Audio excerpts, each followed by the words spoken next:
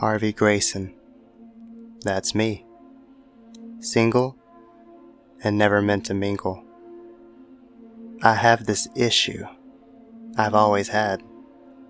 It's this tension that takes over me when I socialize. It has destroyed practically every relationship I ever had. It's weird, but sometimes I wish I could be invisible, while other times I think I really am. Harvey Grayson, the incredibly average, invisible man. Don't get me wrong, I don't want to be alone forever. It's just so hard when every time I decide to talk to anyone, I want to puke in my shirt. Waves of nausea take me over. I can't imagine how uncomfortable I look. My world, the last 5 years, has been this 2-story cinder block. I call it home. It comes complete with all the amenities: bed, fridge, microwave, and TV. Oh, and don't let me forget about the washer and dryer located in the creepy basement downstairs. I don't know what it is about it, but I can't stand it down there. I hate it, in fact. No matter how much cleaning I do, it still reeks of piss, dander, and something else. I have called pest control on numerous occasions, but nothing comes back but a few rats every time, even though by the time I call, I'm certain a squatter set up shop. A squatter would be a relief in comparison. At least I would know what was going on down there. And just like every other day, I eventually have to eat and sleep before trying to figure it out the following day. I test the boundaries of my 4-day-old lo mein straight from the fridge. As I pull the takeout container open and take in the cold noodles, I immediately start wishing I settled for a cold slice of pizza, smashed with hot Cheetos. I would have taken that cheesy cardboard over these gamey and somewhat putrid noodles. I place it on the counter for a moment to grab some sriracha to drown my concern. Each bite I take, the flavor only gets... I notice movement in my container. I stir around with my chopsticks. Something starts moving to the surface. Out from the takeout box spouts the head of a rat.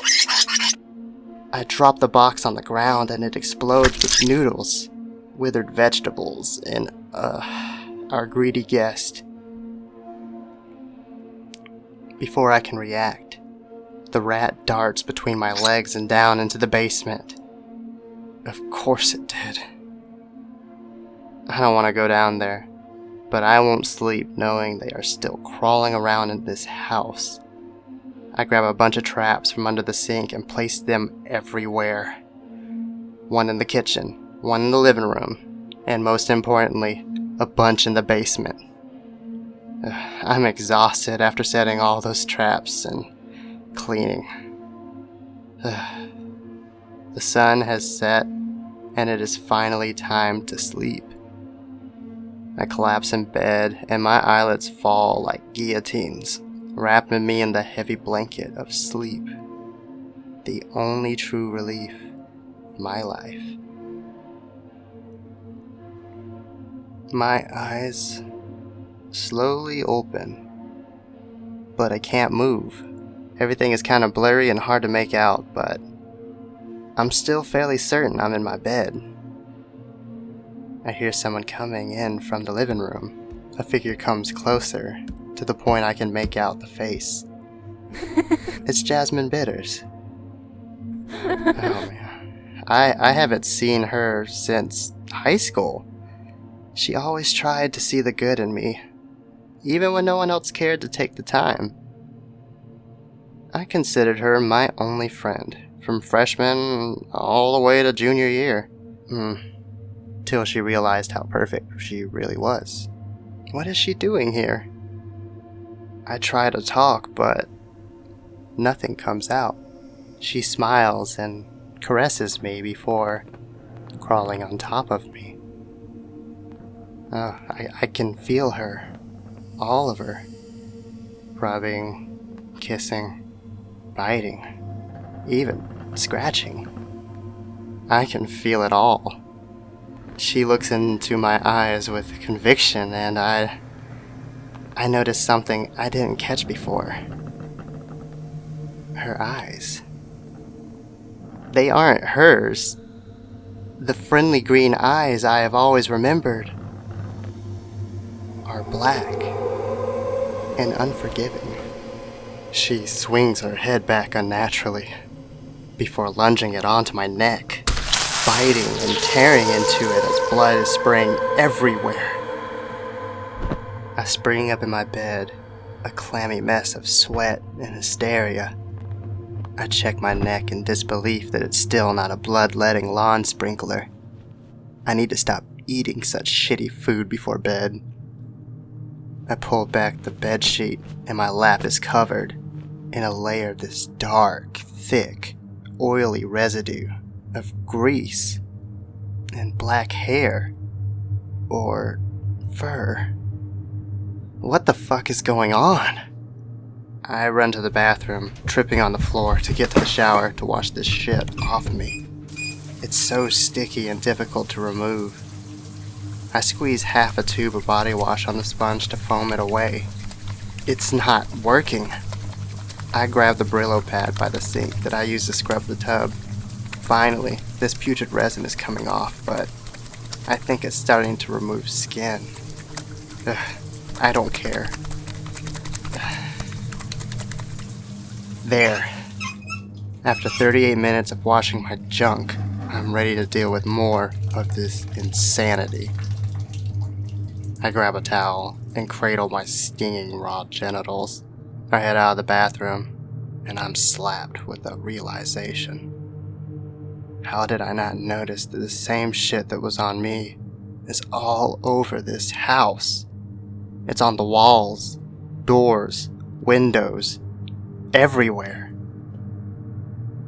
I see what looks like more of that black fur and newspaper shoved in different crevices, like the door and window cracks and openings.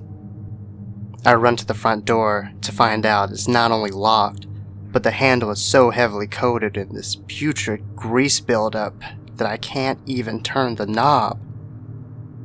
I run to my phone to call for help, but the phone is stuck to the coffee table with that grease, and it's covered in dust like I had been sleeping for days.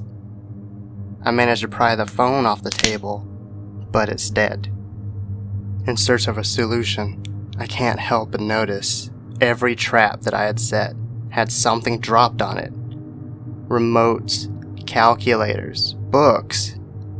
Someone or something is disarming my traps, and even worse, I feel like it's trapping me. I deny it with everything in me. But I know what I must do. I gotta go downstairs into that basement and kill it before it decides to kill me. I open the kitchen door in hopes of something better than this crippling fear to defend myself. I grab the biggest blade I can find, my meat cleaver. I used to have nightmares about this thing for months after it clipped the tip of my index finger cutting up frozen pizza. Okay. Now it's time to go downstairs and kill a greasy, hairy home invader. Each step down sets off an uncomfortable creaky sound that I'm sure is alarming any and every one thing downstairs. I walk forward wincing as my raw crotch scabs crack. The basement is so silent, but the smell is disgusting and loud. I see drag marks and smears of the same filth and residue from upstairs. The filth leading me forward to the back. It now sounds like small objects, like cans and tools, are shifting and falling around me. I feel a knot forming in my stomach. I see rats. 4 rats. Wait, 10, 40? Oh my god, it's like they're multiplying in front of my eyes, flowing from all directions. Rats. They are forming a mound against the wall in the back. Against my better judgment, I am compelled to walk closer, slowly. Am I in a trance? I approach the pile of rats, too close. The lights start to flicker. I look over at the breaker. Rats are gnawing at the exposed cables and wires. The lights go out. I feel them all rushing past me, on me. The rats. Their fast little bodies running with no concern for me. I could hear the breathing of something else. Something bigger.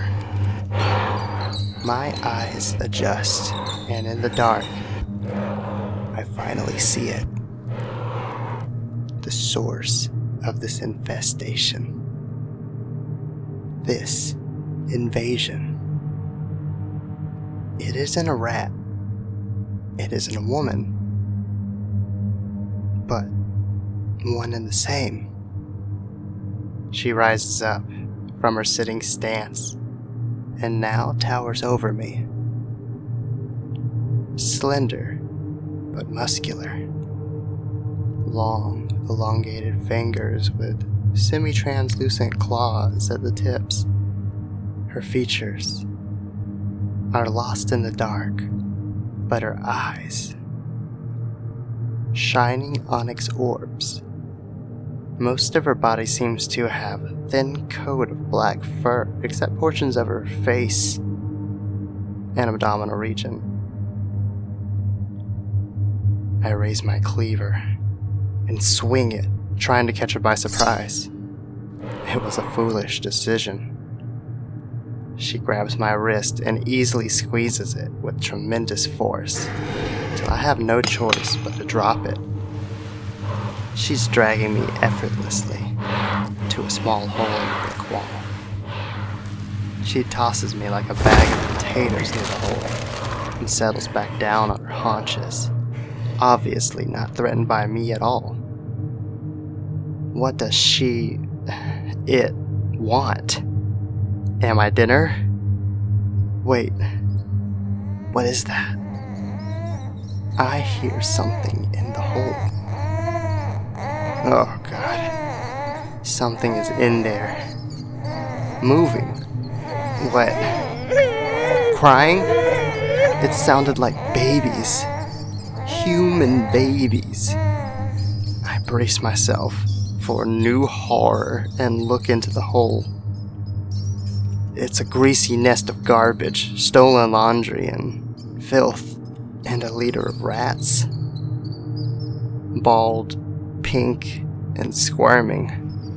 Baby rats the size of toddlers. That aren't rats at all. And they aren't human. Not quite. They have saggy, wrinkly skin, tails, and black eyes. That isn't the fucked up part. Not at all. It's their faces. Their faces. Their faces all look just like mine.